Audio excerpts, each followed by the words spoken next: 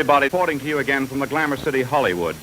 At the utility level, it has not fully cascaded down yet. And one of the challenges is, and this is not just for turbo expanders and Sapphire's technology, it's happening to solar and it's happening to wind. So you have great projects, you have financing behind them, project developers, proven technology, and you go to connect it to the grid, and there's a long queue for you to be able to turn on your project. And I think that's a problem that not just happens here in the United States, it's happening all over the world. And that's something that we need to resolve quickly, because everybody wants to move in the right direction and put more clean tech on the grid and put more renewable on the grid. But the methods in doing so, because of the current infrastructure, the current regulations, is proving to be a little difficult, even with things like solar that have been around over 20 years.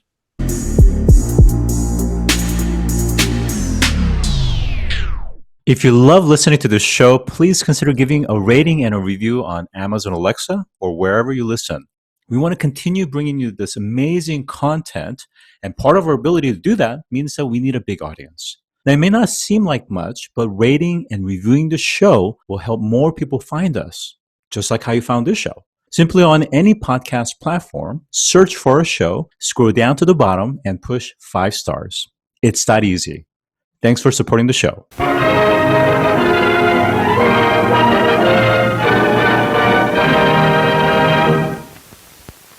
Today, I'm joined by Freddie Sarhan, CEO of Sapphire Technologies. Welcome to the show today.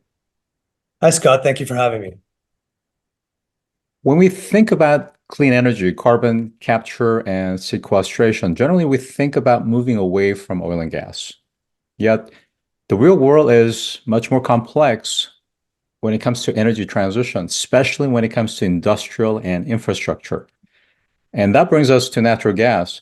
So just to help our audience understand the big picture and the problem that you're solving, in the context of natural gas and the pipelines across the country, what are pressure reduction valves, their role in industrial processes such as natural gas, and how do they affect lost energy? Happy to answer that, Scott. So although we talk about decarbonizing the globe, and that is our mission, I think, as humanity, natural gas does have a place. There are large natural gas infrastructures, oil infrastructures, and a lot of power generation, transportation are dependent on these industries. So our belief is we can make these sectors cleaner and actually help the environment while using current infrastructure. So we talk about pressure reduction and pressure reduction valves. If you think about the US midstream as an example, so you're taking gas from a processing plant and you're trying to move it over large geographies like the United States, like Canada. We do that through underground pipelines that are at high pressure. When it's time to use that gas in a metropolis like Los Angeles or New York City, or a power plant or a factory, that gas has to be reduced in pressure so that it can actually be used. And that happens hundreds of thousands of times all over this network of pipelines. Now think of your home where you have a regulator outside of your home that takes the city gas pressure and reduces it so that you can use it for heating, cooking, your barbecue. So again, that is happening at very large scale. And when that happens, there is wasted energy. The gas is reduced in pressure, but it's also reduced in temperature. And that's just a wasted energy source that Sapphire Technologies has developed technology to harness, right? So our technology harnesses that wasted energy and produces clean electricity from it. All right, so couple of things. Again, this is more for just baseline for our audience, is that first and foremost is that as much as people desire idealistically to transition to full clean energy, there are things behind the scene that most consumers are not going to be able to see that are industrial based that still very much heavily rely on these things. And natural gas is just one of those different derivatives or forms of petrol, let's say. And again, I'm not necessarily, saying, in terms of the merit of that, but that's just the reality of where we are. Now, the metaphor that I will use is somewhat similar to the electric grid system in the sense that there's high voltage that's constantly traveling across, these infrastructure, these grids. Now, we can't just simply take that from a business or home. We have to be able to actually tune that to the right current. Otherwise, you could have very serious implications and danger. So that's part of the reason why you're saying that there needs to go from this high pressure, reduce that pressure so that it can then be consumed at the local metro region, correct? That's exactly right. And it's a fantastic analogy. You move electrons all over the world through transmission lines. Those are at high voltage because that's an efficient way to move them.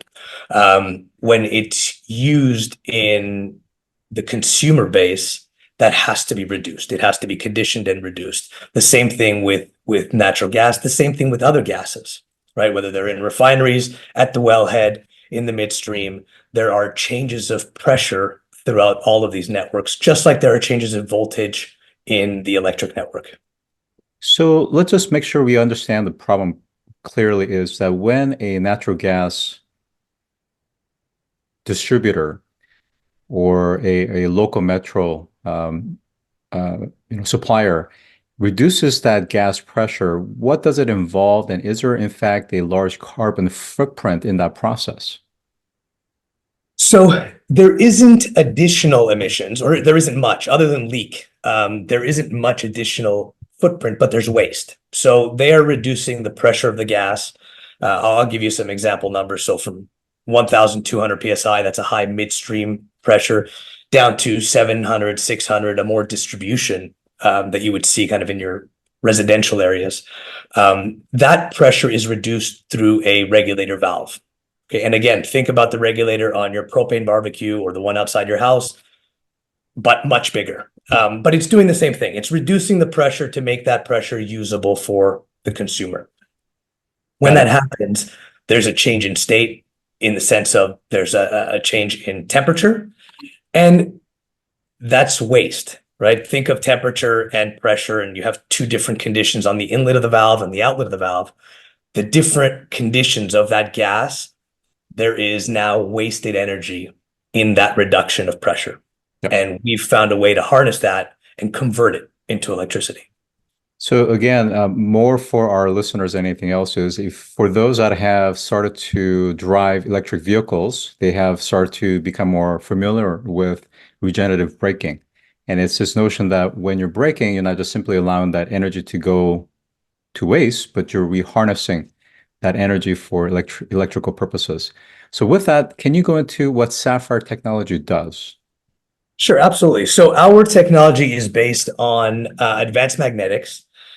So we have gas that flows through our entire machine. Our machine is in parallel to the existing valve. So we don't replace the regulator that the gas utility has or the gas company has. We install our equipment in parallel to it. The gas flows in. There's the same pressure reduction across our machine as there would be through the valve that is already on site. We then drive a radial turbine, so think wind turbine or hydro turbine, and that is attached to a generator. The entire rotor group is levitated in a magnetic field, and the whole machine is sealed. So there are no leak points. There's one moving part, so very simple. The gas flows over the machine, over the rotor. We convert kinetic energy into electric energy, and then we condition that power outside of the box and make it usable for whatever the customer's desire is at whatever voltage or frequency they need. Yeah, as I was looking into your turbo expander generator, the fact that it's using physics that's already in motion, right? And simply harnessing the high pressure flow of gas or liquid and turning that turbine to generate electricity. I mean, it really is quite elegant, and in some ways it's a bit of a no-brainer. Now, of course, with that said, there's a lot of underlying technology and mechanical engineering that's involved, including the active magnetic bearings that, to your point, allows for that dynamic components to operate in a levitated fashion. Can you talk a little bit about why active magnetic bearing is a better solution than the conventional bearings? Absolutely. Active magnetic bearings enable control of changing loads. So as the gas pressure may change, flow may change, the mechanical load on the rotor that's spinning will change. And you can exceed certain limits of a mechanical bearing. The active magnetic bearing can adjust to that, and it does it thousands of times a second. As the conditions change, the bearing is applying more or less force and keeping that rotor in the center. So that's one point. The other point is reliability and life cycle. We have no metal to metal contact. There is no external cooling or lubrication required that you may need with other conventional systems. So we're actually using the gas to cool the generator. We're using the gas to cool the magnetic bearings. And we're also eliminating any need for oil lubrication systems that you would typically need in a mechanical bearing or a conventional bearing. I think what you're saying actually has huge implications. And again, for those that are just starting to kind of get their hand around this topic, is that the fact that there is no metal to metal friction, there's really no wear and tear, and hence you don't need that lubrication, to your point. And this really speaks to one of the key facets of your solution, is the fact that it's fundamentally low CapEx and OpEx because of these underlying mechanical design that's been put in place that ultimately lowers the maintenance, the reliability, the longevity. So in the context of, we talked about these natural gas pipelines that's going across the United States and Canada, for instance.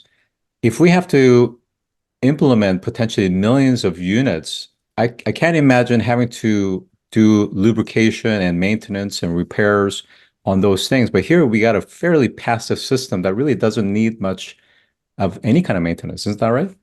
That's correct. And I think as a planet, we're all moving in the right direction. The more people you talk to, the more people want to do the right thing. The challenge is, if it doesn't make financial sense, it becomes very difficult to do the right thing, right? If you're the CFO, publicly traded company, you need to provide returns to your shareholders. Unless it makes financial sense, it becomes very difficult just to do it because it's the right thing to do for the planet. And we're moving in that direction. I'm happy about all that, but we always were believers that our technology has to be low CapEx, it has to be low OpEx. The financial returns have to be attractive for large scale adoption. We've been fortunate that governments all around the world are providing all kinds of incentives, but these technologies need to stand up on their own without those incentives. And we're fortunate that the Sapphire product does do that. And just to give it a little bit more context, is when we think about things like the energy grid system, for instance, and utilities, kind of broadly speaking, is that because it's heavily regulated, many times the levers or the drivers for investment isn't necessarily for R&D or for improvements, but because of regulatory sticks that forces them to act. So in the case of natural gas, is that many metropolitan areas across the country have very antiquated systems that in some ways are very dangerous. And we've seen explosions where homes have exploded into fire because underneath piping system had leaks and so forth. So these are really challenging infrastructure, and they're not going to be putting in millions and millions of dollars of investment just because it's the right thing to do. They're going to do it because it makes sense and mitigates risk. So talk about risk mitigation, because we've been talking about more on the savings and energy harnessing, but what about risk and liabilities? Sure. So from a physics standpoint, we could replace these valves that we've been talking about. These regulators, we could actually install our equipment in lieu of the regulator. But that would pose risk, right? Assume you're feeding New York City or Chicago or Los Angeles, a large city. You are the gas pipeline that's feeding the entire city for power generation, for heating, for processed gas. Those, from a regulation standpoint and from a corporate standpoint, that's a lot of risk for someone to come and say, I've got a great new technology, you can produce power, it'll harness all this wasted energy, throw out this valve you've been using for 100 years and put my technology in. Okay, so from a risk management standpoint, the way we've gone to market is in parallel to the existing valve. So how do we mitigate technical risk? We say, you know what, don't remove what you already have. That's the status quo. Install our equipment in parallel to it. And therefore, gas is flowing through our machine and it's flowing through your regulator. If for any reason you need to take something offline, it's as simple as closing a valve and nothing has changed from your status quo, okay? So that's kind of the first thing from a technical risk standpoint. Regarding some of the regulations, I did want to speak about that because At the federal level, we're moving in the right direction. The IRA is very helpful. The DOE is on board and supporting a lot of these projects. At the utility level, it has not fully cascaded down yet. And one of the challenges is, and this is not just for turbo expanders and Sapphire's technology, it's happening to solar and it's happening to wind. So you have great projects, you have financing behind them, project developers, proven technology, and you go to connect it to the grid, and there's a long queue for you to be able to turn on your project. And I think that's a problem that not just happens here in the United States, it's happening all over the world. And that's something that we need to resolve quickly because everybody wants to move in the right direction and put more clean tech on the grid and put more renewable on the grid. But the methods in doing so, because of the current infrastructure, the current regulations, is proving to be a little difficult, even with things like solar that have been around over 20 years. So can you go a little bit deeper, just maybe a level lower in terms of some of the bureaucratic and technical hurdles, the challenges that really queues up some of these projects that should be going online much faster? Absolutely. So I think the biggest challenge is a lot of these interconnect agreements, a lot of these interconnect standards have evolved over time and are missing some of the new technologies. So the technologies are now available and they're safe, they're certified, they can be connected and produce power, they can prop up the grid, and yet the utilities don't know how to approve them. And it's not for a lack of trying. I think you speak to some of these P&L owners within the utility, and it makes sense for them. They want to invest, but when it comes down to actually connecting it to the utility, understanding what certification it would need, how we could approve it to operate on certain segments of the grid. One, it's not written or defined, and two, it's different, right? A co-op is different than the East Coast, is different than the West Coast. And so there isn't a federal regulation across all of this that says, okay, if it's a microturbine, it's this, if it's solar, it should be this. And if it's a free spin inline turbo expander from Sapphire, it should be this, right? Look up the technology on this table, and this is how you connect it. That's missing. And so we're working with all of these folks on a case-by-case basis. And if I look at other companies like us, I mean, we don't all have the bandwidth to be dealing with 100 different utilities in the United States and showing them all how to connect our equipment to the grid. So this is a huge issue, and it's a much bigger issue than your firm or even natural gas. And to that point, and this is just my final question on the policy, and we'll get back to your company, is what's being done at the federal level? You mentioned DOE, you mentioned the IRA, for instance, but is there any kind of legislation or framework that's helping to provide those standards, provide the interoperability, and provide the clarity around certifications and risk management? There is, and the kind of definition of distributed energy resources is now happening, and that's happening at a federal level. And so if you qualify under certain categories of distributed energy and you can set up a microgrid, as long as that microgrid is properly managed, and again, there's now criteria on what that means, they are supposed to fast track that technology through permitting. And it's happening more and more. So it's not fixed by any means, but it's moving in the right direction because the definition of the technologies, the safety and operational management of those technologies so that you can create a robust microgrid in certain regions is all being defined now at the federal level. And some of the utilities, some of the feedback we're hearing is, okay, if you qualify and you're on that list, we'll be able to fast track you in the permitting process. So I wouldn't say we have a lot of success stories just yet on that, but that's everything that we're hearing, and it's a step in the right direction. Absolutely, absolutely. So getting back to Sapphire Technologies is that in addition to natural gas wells and pipelines, you guys also focus on other segments like hydrogen pipeline and liquefiers. Can you talk about some of the other segments that you guys are in?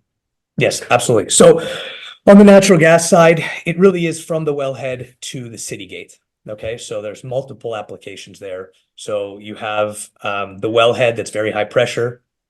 There's a choke holding that back, that pressure, and there's a major pressure reduction with high flow at a wellhead. Okay, whether this is onshore or offshore, this happens at every wellhead once that well is drilled. So we can install our equipment there. That gas then is processed. There are further pressure reductions. You go into the midstream pipelines we talked about, further reductions. And then outside of a city or a power plant or a factory, further reductions, and we can install our equipment there. Now, let's talk about hydrogen a little bit, because hydrogen has been talked about for quite some time. We're seeing the hydrogen economy develop, and there is talk of hydrogen blending, right? So people are working on hydrogen gas turbines, pure hydrogen, or blended hydrogen. And one of the ideas is taking hydrogen, producing it, and blending it into the natural gas pipeline. And there are several companies that are trying to do that today. And in that scenario, one of the applications is we could install our equipment in the natural gas side, produce clean electricity, run a hydrogen electrolyzer, produce green hydrogen, and input that into the pipeline itself and create a blend. Let's, an 85% natural gas, 15% hydrogen blend into that infrastructure. We could also install our equipment downstream of that, where that blended gas is then reduced. Pressure is then reduced. There are hydrogen applications in refineries. There are process gas in refineries that go through what they call a Joule-Thomson valve. This is a regulator valve, just like the ones we've been talking about inside refineries. Numerous gas streams that we can install our equipment on that produce electricity. Hydrogen liquefaction is another idea. That's happening today. Very large companies are liquefying hydrogen at scale in very centralized air separation or hydrogen production plants.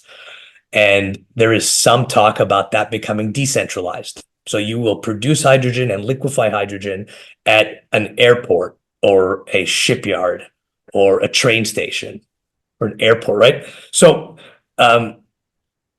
in that case, at a smaller scale, we can use our technology, our machine, to liquefy hydrogen, because when there's a pressure reduction, that hydrogen is getting colder on the downstream of the machine, and then we'll cross over the condensation point, and we can produce liquid hydrogen with our machine, and electricity is a byproduct of the process. Okay, and the last one I wanted to mention is CO2 sequestration, right? So we're now talking about collecting CO2 and moving CO2 across pipelines to sequestration points. That CO2, as it enters the pipeline, is usually high pressure. If we're repurposing gas pipelines that are lower pressure rating, then there's a pressure reduction there.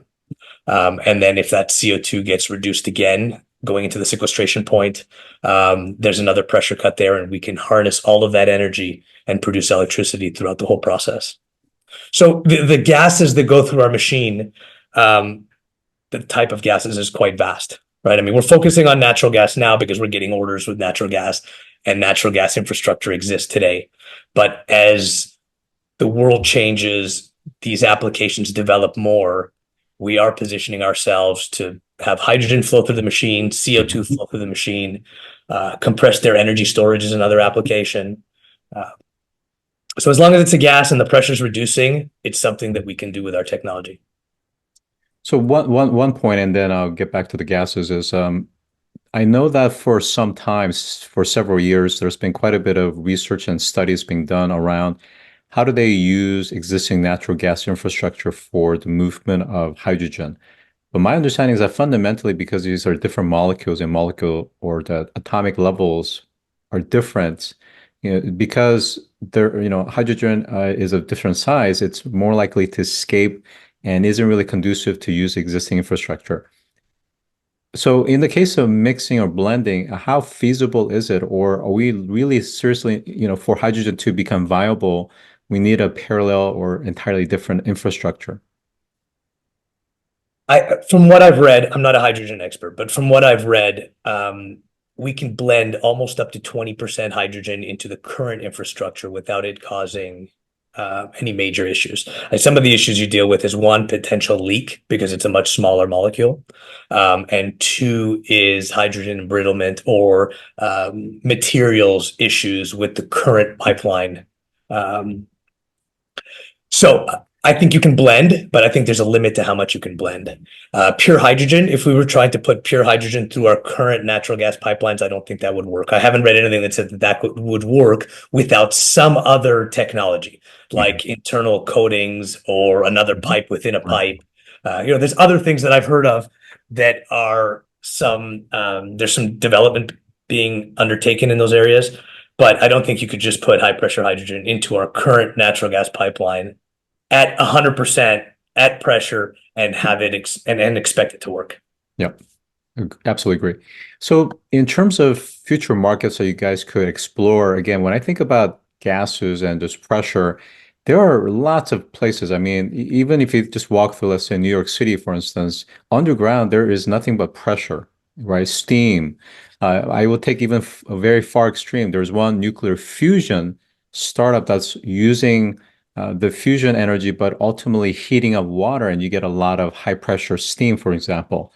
So there's a lot of opportunities to take that pressure down because otherwise it becomes very dangerous very quickly. And then of course in that process you're harnessing free energy as well. So that's pretty interesting.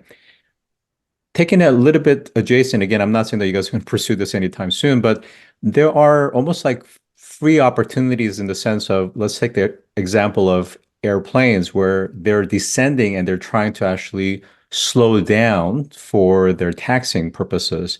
Is there opportunities where such physics around the kind of technologies that you guys have could automatically slow down that plane's descent and also be able to harness the electricity back into its system, for instance?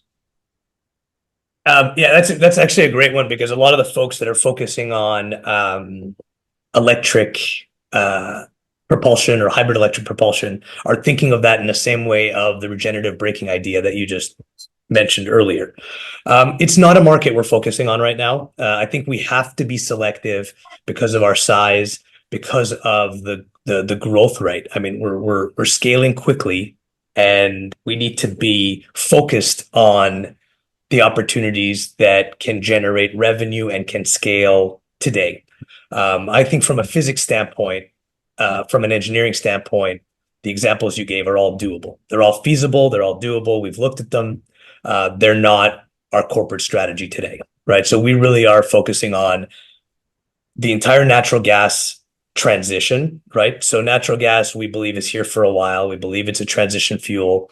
We want to make that infrastructure cleaner. We believe hydrogen, CO2, and a lot of the refinery applications are all within our wheelhouse and a relatively short putt for us from a technical standpoint.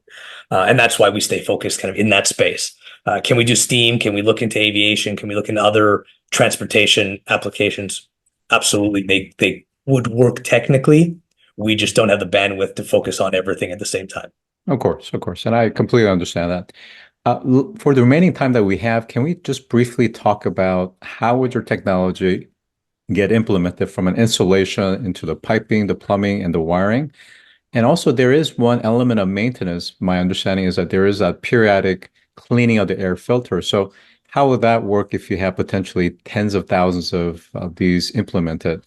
And the last question I have is really more around the business model. So it's one thing to sell units, it's product sales, but it's another thing to sell essentially a subscription or almost like a software-defined type of a platform. Now here, I don't think there's a software-defined portion, but how do you create more of a regular cash flow that's perpetual rather than unit sales? Yeah, sounds great. So let me explain how these units have been installed in the past, how they're continuing to be installed, and then kind of where our business model is and where it's moving. As I mentioned, the customers, the end users, will install the equipment in parallel to their existing pressure regulation valves. So if it's in the midstream, you've got pressure reduction stations where pipeline come off of the main trunk. So you have a main trunk crossing the country. This is thousands of miles of underground large pipe. And then they surface, and at a metering station, they'll actually hand off the molecule from the midstream operator to a local distribution company. At that point, there is a pressure reduction that happens. And at that site, there are these network of pipes, and we usually pop into one of the maintenance lines. Okay. So there's already several maintenance lines. Sometimes they have extras. If they have extras, that's great. They'll close valves. The actual installation into the pipeline has taken as short as a couple of days. Now, the prep takes a month and a half, 2 months, but the actual installation of bolting this thing on and turning everything on, I've seen as short as 2 days. So we want this to be as plug and play as possible. Okay, so you spend a couple of months doing all the safety, doing all the certification, getting everything ready, getting your piping ready, your electrical runs underground through your troughs.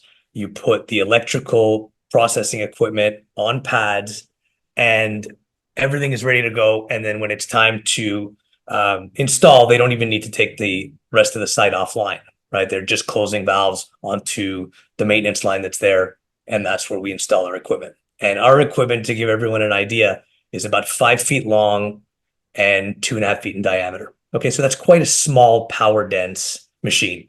And a machine like that is producing about 2.6 gigawatt hours of power per year. So you've got a lot of, and again, to translate that to utilization, that's about 700 condos in New York City. Okay, so that's a lot of power in a very, very small device. So they'll cut the pipe, they'll connect it flange to flange, and then they'll flow some nitrogen through it to make sure that the pipe is clean. And then they'll start feeding the natural gas in. From our machine, you have power cables that come off. There are two sets. One is that's carrying current. That's the electricity that we're generating. And the other one are control cables for the magnetic bearings. Those wires go to a box the size of an industrial refrigerator. And that box conditions that electricity from high frequency and unusable electricity to something that can be sold to the grid or used on site. So that's how it's typically installed. Now, our smallest installations are 1 unit. Our largest installations are 8 to 12 units. Okay, so that's kind of where we play. We play in the 300 kilowatt all the way up to a few megawatts. Anything more than that, this is probably not the right technology. You should look at a custom engineered power plant that goes into a site. So that's how they're installed. The equipment can be remotely monitored. We provide the software to do that. So there is a software element to control and diagnostics. The other nice thing about magnetic bearings is that they provide a ton of data. So there's just a lot of high frequency data about the machine and about the process that comes back to us. Our customers see value in that. So there's a remote monitoring element and revenue stream. If I use that as a segue into the business model, we sell units, we provide remote monitoring and service. The overall maintenance is relatively low. So the machine itself is not user serviceable. We do not open the turbo expander itself. So this is the section that's connected to the pipe. The actual machine itself, we don't open. The power electronics that conditions the power that I mentioned does have an air filter in it. That air filter needs replacement based on how dirty the environment is. And the gas company usually has some filtration in their gas pipeline that they were maintaining anyways. So that's something upstream of our machine, a filter, a mesh filter that they're checking and maintaining and monitoring. And they're already doing that. So they're just doing it when they go on site. And so that's something that's upstream of us, but another piece of maintenance at the site that could affect us. So not a lot of maintenance revenue, I would say, but quite a bit of remote monitoring and control and data that would have some value. So today we're selling units. That's the plan. We've evaluated a more capital intensive business model that says we'll keep the machines, we'll own the machines, and we will sell power. So we will give some revenue to the gas company that's allowing us to use the flow of their gas, right? We're not burning any molecules, but they're allowing us to be on their site and use the flow of their gas. So there will be some sort of monetary compensation to them. And we would produce electricity, either sell it to them, sell it to the grid, or sell it to another off-taker, like a data center or a hydrogen electrolyzer. And then we would carry that entire project, that entire financial project. We have not gone down that path. We've partnered with several project developers that are doing exactly that, and they're the ones owning the assets. But right now, we're using our capital to scale our business. We're not tying up capital in these types of projects. Yeah. But it is a business model that we look at. Absolutely. Absolutely. Well, thank you for going into that a little bit. I appreciate it. We are out of time. I have been joined by Freddie Sarhan, CEO of Sapphire Technologies. Thank you again. Thank you, Scott. If you've enjoyed this episode, take a moment to rate our show on any podcast platform that you listen to. Scroll down to the bottom and push 5 stars. It's that easy. And as always, thanks for listening.